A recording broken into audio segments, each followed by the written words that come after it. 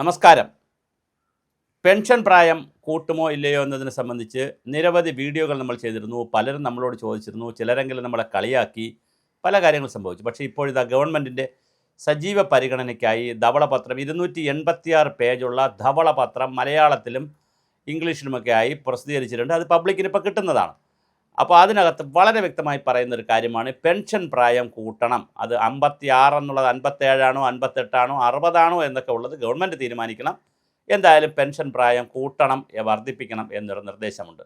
അതുപോലെ തന്നെ ശമ്പള പരിഷ്കരണം 5 വർഷത്തിലൊരിക്കൽ എന്നുള്ളത് അത് കഴിഞ്ഞ ധനകാര്യ കമ്മീഷൻ്റെയും റിപ്പോർട്ടായിട്ട് വന്നതാണ്. 10 വർഷത്തിലൊരിക്കലാക്കണം ശമ്പള പരിഷ്കരണം എന്നുള്ളത് വലിയ ഗൗരവമായി ഇവിടെ നടക്കുന്നൊരു ചർച്ചയാണ്. സാമ്പത്തിക വിദഗ്ധരൊക്കെ പറയുന്നൊരു ചർച്ചയാണ്. 10 വർഷത്തിലൊരിക്കൽ നടത്തിയാൽ മതി ശമ്പള പരിഷ്കരണമെന്ന്.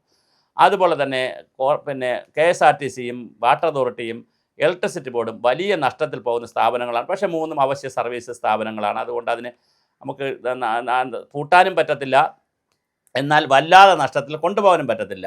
ജനങ്ങളിൽ അധിക ഭാരം ഏൽപ്പിക്കാനും പറ്റില്ല. അതൊരു വല്ലാത്തൊരു ത്രിമൂർത്തി സമ്പ്രദായമാണത്.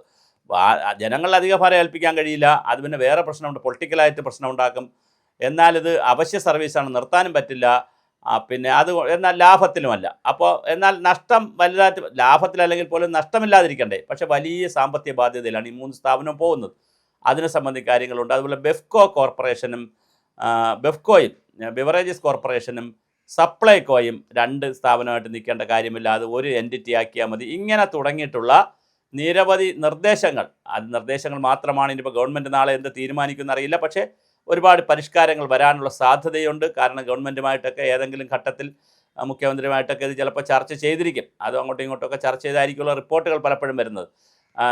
ഡോക്ടർ KM ചന്ദ്രശേഖരൻ കേരളത്തിലെ ചീഫ് സെക്രട്ടറിയായും പിന്നെ ക്യാബിനറ്റ് സെക്രട്ടറിയായും പ്ലാനിംഗ് ബോർഡ് വൈസ് ചെയർമാനൊക്കെ ആയിരുന്ന വളരെ സീനിയറായിട്ടുള്ള പിന്നെ ഉദ്യോഗസ്ഥനാണ് ഒരു ആൾ. പിന്നെ CDSൻ്റെ സെൻറ്റർ ഫോർ ഡെവലപ്മെൻറ്റ് സ്റ്റഡീസിൻ്റെ ഡയറക്ടർ, അതുപോലെ തന്നെ Gulati institute of taxation studies ഗിറ്റ്സിൻ്റെ ഡയറക്ടർ. അങ്ങനെ വളരെ പ്രമുഖരായിട്ടുള്ള ആളുകളാണ്. പിന്നെ KR ജ്യോതിലാൽ IAS ആയിരുന്നു ഇതിൻ്റെ കൺവീനർ. അദ്ദേഹം വളരെ സീനിയറായിട്ടുള്ള IAS കാരനാണ്. അഡീഷണൽ ചീഫ് സെക്രട്ടറി റാങ്കിൽ ഇരിക്കുന്ന ആളാണ്. അപ്പോൾ അവരെല്ലാം കൂടിയാണ് ഇത് തയ്യാറാക്കിയത്. അപ്പോൾ അതുകൊണ്ട് അതൊരു മോശം ഡോക്യുമെൻ്റ് അല്ല, നല്ല ഡോക്യുമെൻ്റാണ്. പക്ഷേ അതിനകത്ത് ഞാൻ ഈ പറഞ്ഞതുപോലെ കൃത്യം 3-4 കാര്യങ്ങൾ പറയുന്നുണ്ട്. അതിന് ജീവനക്കാരെ സംബന്ധിക്കുന്ന വളരെ പ്രധാനപ്പെട്ട കാര്യങ്ങളിൽ ഒന്നാണ് പെൻഷൻ പ്രായം കൂട്ടുക എന്നുള്ളതിന് നിർദ്ദേശം. ശമ്പള പരിഷ്കരണം 10 വർഷത്തിലൊരിക്കലാക്കുക എന്നൊരു നിർദ്ദേശം. അതുപോലെ തന്നെ മറ്റ് ചില നിർദ്ദേശങ്ങളും വരുന്നുണ്ട്. അപ്പോൾ ഈ വരുന്ന ദിവസങ്ങളിൽ അത് നമ്മുടെ കയ്യിൽ സാധനം കിട്ടിയിട്ടുണ്ട്. ഇനിയിപ്പോൾ അത് വായിച്ച് പഠിച്ച് മനസ്സിലാക്കി കാര്യങ്ങൾ നാളെയൊക്കെ നമുക്ക് വീഡിയോ ചെയ്യാം. ധവളപത്രത്തിൽ 5.07 ലക്ഷം കോടിയുടെ കടം വരുത്തി വച്ചിട്ടുണ്ട്. 21,000 കോടി രൂപയുടെ കടത്തിലാണ് കിഫ്ബി ഓടുന്നത്. കിഫ്ബി സമൂഹത്തിനല്ല സർക്കാരിന് വലിയ തലവേദന ഉണ്ടാക്കിയ ഒരു പ്രോജക്റ്റാണ് കിഫ്ബി. സർക്കാർ സെസ് പിരിക്കുന്നു. പെട്രോളിയം ഉൽപ്പന്നങ്ങൾക്കും പെട്രോൾ അടിക്കുമ്പോഴും ഡീസൽ അടിക്കുമ്പോഴും ഒക്കെ ആളുകൾ സെസ് കൊടുക്കുന്നു. ആ സെസ് പൈസ എടുത്ത് ഖജനാവിൽ വരേണ്ട പൈസ എടുത്ത് കിഫ്ബിക്ക് കൊടുക്കുന്നു. അതുപോലെ തന്നെ ബാക്കി പൈസ ലോൺ എടുക്കുന്നു. ലോൺ എടുക്കുന്നത് 9.5% ലോൺ എടുക്കുന്നു. 6.5% ട്രഷറി കൊണ്ടിടുന്നു. എന്നിട്ട് 3.5% പൈസ സർക്കാർ പിന്നെ എന്ത് കൊടുക്കേണ്ടത് ഗ്യാപ്പ് ഇൻട്രസ്റ്റ് എന്ന് പറഞ്ഞ് പൈസ കൊടുക്കേണ്ടി വരുന്നു. അങ്ങനെ ആകെ കൺഫ്യൂഷൻ ആവുന്നു. പിന്നെ അതിൻ്റെ പോസ്റ്റിങ്ങും അതിൻ്റെ കാര്യങ്ങൾ CEO പോസ്റ്റ് ഉൾപ്പെടെ KM എബ്രഹാമിൻ്റെ തസ്തിക ഉൾപ്പെടെ വലിയ ചോദ്യചിഹ്നത്തിലാണ് നിൽക്കുന്നത്. അപ്പോൾ തീർച്ചയായിട്ടും വലിയ പ്രതിസന്ധിയിലേക്കാണ് സർക്കാർ കിഫ്ബിയെ കൊണ്ടുപോയതെന്നുള്ള.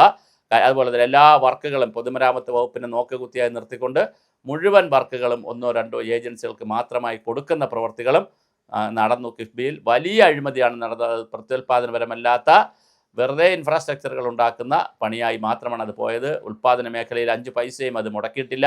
അതുകൊണ്ട് തന്നെ റിട്ടേൺസും ഇല്ലാത്തൊരു പദ്ധതിയായിട്ടാണ് അത് പോയതെന്നൊക്കെയാണ് പറയുന്നത്. അപ്പോൾ അതിനൊക്കെ അടിമുടി മാറ്റമുണ്ടാകുമെന്നാണ് മുഖ്യമന്ത്രി പറയുന്നത്. എന്തായാലും VD സതീശൻ മുഖ്യമന്ത്രി കുറേ ഹോംവർക്ക് ചെയ്യുന്ന ആളാണ്.